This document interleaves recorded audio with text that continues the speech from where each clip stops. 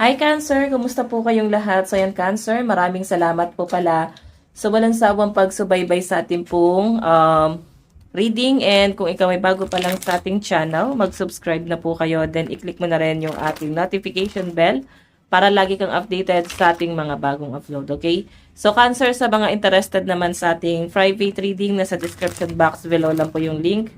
Message nyo lang po ako. Tignan natin Cancer, ano ba yung mga possible na ganap sa inyo this month, ngayong Feb 2026. Ayan, nag-isip pa. Cancer, Sun, Moon, Rising, and Venus sign. So, pwedeng ma-board ka, no? May mga Cancer dito na baka, yan nga, parang biglang nagbago yung lifestyle mo. Kung dati parang pagala-gala ka, dahil mo napupuntahan. Ngayon, parang mapifeel mo na parang kang bilanggo. Parang mas nagmamatured ka. Okay? Or, parang kailangan mong mag-focus na sa mga responsibility na hindi na siya guys katulad na dati. Ngayon kasi guys, may mga kino-consider ka na dito and nakikita ko na parang nadadown yung energy ng iba sa inyo. Okay? Nandun na kasi sa point na parang Cancer, parang masyado ka na nag-focus sa trabaho mo, sa business mo, and namimiss mo na yung ginagawa mo dati. Ayan, yun yung nasa-sense ko rito. Oh. Medyo nalulungkot yung iba sa inyo. Parang nadadown. Okay? Ito na lang muna. Nadadown kayo. Parang gusto nyo munang mag-unwind, mag-relax-relax ulit. Parang di nyo na guys magawa. Okay? So, check natin. Ayusin ko lang to guys.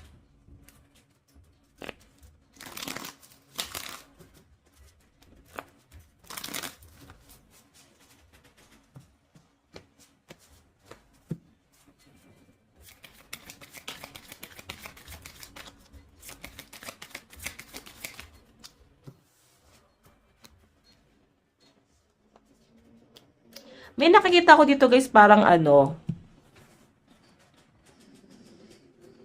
okay?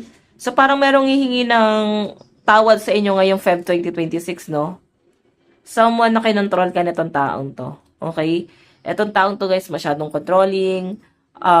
Parang sinasabi, mag-focus ka lang sa career, mag-focus ka lang dito. So, pwedeng magulang mo or pwedeng malapit sa inyo, kamag-anak, or someone na pinipilit ka sa bagay na hindi mo gusto hanggang sa parang nadadown ka. Alam niyo ba yun, guys?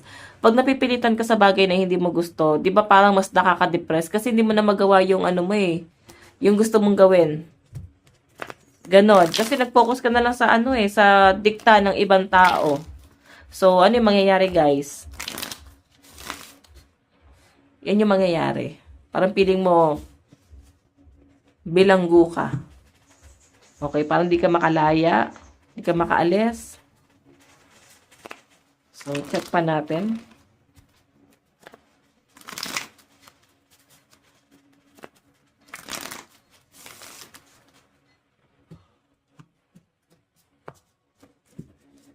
Okay.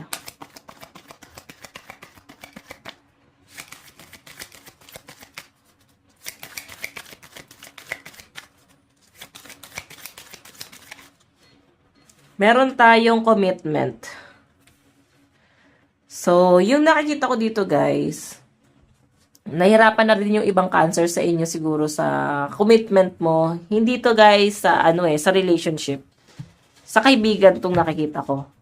Okay? Pwedeng nahirapan ka mag-detach sa kanila. Pwede iba sa inyo meron ka nakakaalitang kaibigan, malapit sa inyo, napalapit na yung loob mo din sa taong to, tapos biglang naging ganito yung sitwasyon. Okay? So, nahihirapan yung loob ng ibang Cancer sa inyo na parang possible na humantong kayo sa ganito ng kaibigan mo. Possible na humantong kayo sa parang kailangan yung palayain yung isa't isa kasi nagkaroon ng problema. Okay? Nagkaroon ng pagtatalo. Pwedeng hindi niya in-expect na may pagtatalong ganito. So, check pa natin.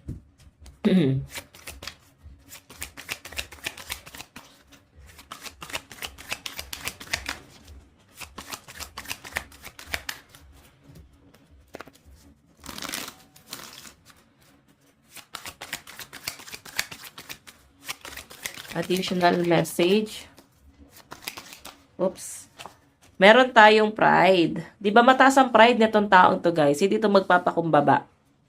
Sa nakikita ko parang inisip niya rito na parang siya yung tama. at ikaw yung mali. 'Di ba? So, wala ka mapapala dito. Anong dapat mong gawin, Cancer? Ikaw na yung may malawak na pangunawa, ikaw na lang yung umunawa. Okay? Kung naiintindihan mo yung sitwasyon. Pero kung hindi, guys, at alam mo sarili mong wala nang mangyayari, kung alam mo sarili mong mahirap ng paliwanagan tong taong to, hayaan mo na, huwag ka na makipagtalo, huwag mo nang ipilit pa yung katwiran mo sa taong to, okay? So, check pa natin, Cancer, Sun, Moon, Rising, and Venus sign. Meron tayong good news. Ayan, may good news na paparating sa inyo, Cancer. Sa pinapakita sa akin dito, no? Pili ko may blessing na paparating. Alam mo yung kahit na nakaka-stress yung mga nangyayari sa buhay mo, nakaka-stress na yung mga taong nakakasalamuha mo, pero may good news pa rin na paparating sa inyo, especially pagdating sa financial nyo, okay? So, Cancer, lucky number mo. Lucky number to, guys, hindi to pantaya sa loto. Hindi ko alam kung saan zodiac sa inyo nag-comment na hindi naman, ano to pwede sa loto, ganyan-ganyan, kasi hanggang 55 lang ba? Sabi niya, wala daw hanggang 70 something. Ito ay lucky number, guys. Hindi to pantaya sa loto. Kakaloka. So, again, guys, lucky number nyo is 56, 71, 34, 4, 42. Okay, ano ba tong commitment? Ano ba tong commitment? 3 of Swords, diba? Parang nahihirapan ka, yung iba sa inyo, parang piling nyo hindi kayo makaalis dun sa sitwasyon nyo. Cancer, kung nagkaroon ng cheating issue, so, parang nahihirapan kayong i-let go yung mga masasakit na nangyari sa inyo. Hindi nyo pa rin, guys, matanggap. Okay, yung iba sa inyo, pwedeng nag-cheat yung person nyo, or pwedeng nahihirapan ka sa pamilya mo, na parang piling mo masyado ka nilang kinokontrol. Kaya sobrang sakit ng puso mo dito. Tingnan natin. Ano naman tong apology? Meron tayong 8 of Wands. Diba meron talaga magre-reach out sa inyo, Cancer. Mahihingi talaga ng tawad sa inyo. Itong taong to mukhang sincere. Pwede ito yung taong nakapanakit sa inyo. Pwede kaibigan mo kung mataas yung pride niya, no? Piling ko may marirealize din to. May pagpapatawad ako nakikita dyan. Check natin. Ano tong commitment? Meron tayong the Sun. So, alam nyo guys, i-let go nyo na. Hayaan nyo na lang, no? Hayaan nyo na lang sila. Sa pinapakita sa akin dito, guys, sa inyo pa rin naman yung, yung tamang katwiran. Pwedeng wala ka namang kinalaman dito. Yun yung nasasagap ko dyan. Wala ka namang kinalaman dito sa bagay na to. So, parang nasa inyo pa rin, may blessing pa rin na paparating sa mga Cancer daw eh. Meron tayong the Hangman. Conflict to, oh. Okay, good news pagdating sa relationship. Pwedeng may pregnancy na paparating. Baka may mga ikakasal. Yung nakikita ko dito, guys.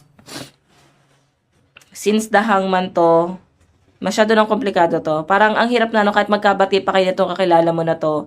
Ang pinapakita sa akin, guys, the damage has been done. Nangyari na yung dapat mangyari. Pero sa relationship, guys, may good news, no? May magandang mangyayari sa relationship nyo ni person. So, may blessing na paparating. Okay? Tignan natin, guys. Advice. Meron tayong deep breathing. Ayan. So, sabi dito, hinga ka lang. Hail, exhale. I-release mo na lahat ng mga negative. Okay lang yan. And again, meron tayong what do you need to release? Ano pa ba yung mga dapat mong i-release? Mga bagay na hindi nakakatulong sa growth mo. Mga bagay na nagbibigay lang, guys, ng matinding stress sa inyo. So, i-release mo na yan. Okay, Cancer, ito lang po inyong reading. Maraming salamat. God bless and love you all. Bye-bye.